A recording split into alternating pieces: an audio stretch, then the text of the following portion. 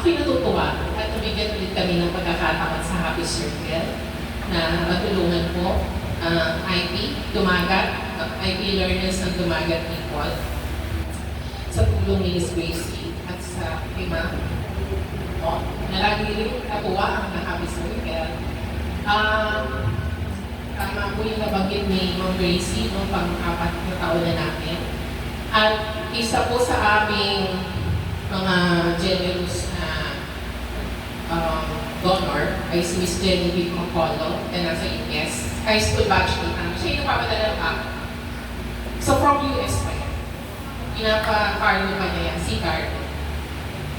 So, bukod kay Miss Genevieve, yung aming mga kasama rin na member din ng iba ng Happy Circle, tulad ni Miss Grace Leon, Miss Mary de la Cruz, mga nasa abroad yan, pero patuloy pa rin sa suporta.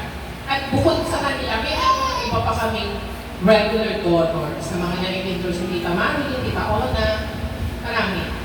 Kay Miss Gracie pala, dami rin nakuha donor ni Miss Gracie, maraming salamat.